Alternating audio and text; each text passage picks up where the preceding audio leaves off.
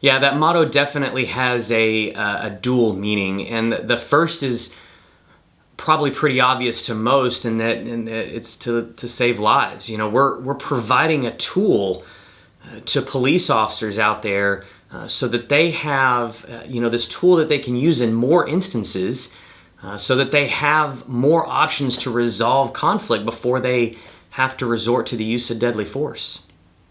But the second part of that motto is definitely directed at the officers themselves. You know, after a career in law enforcement, I've been involved in, seen, and had the men and women that worked for me and alongside me be involved in more than our fair share of shootings.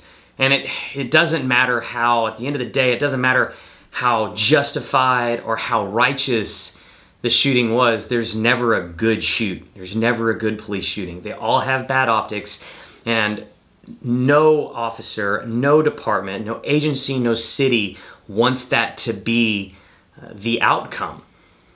I've seen a number of great officers' careers end after completely justified shootings because of, the turmoil that follows, the months of administrative leave, the intrusive investigation, the just unyielding media coverage on themselves and their families.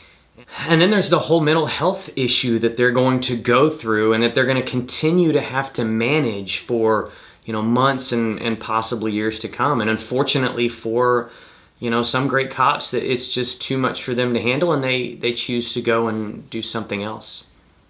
So I can't help but to think that in some of these instances, that if these officers had had some other option available to them, that they may have been able to subdue a suspect with less lethal means and go home and have dinner with their families and continue their career as a great cop.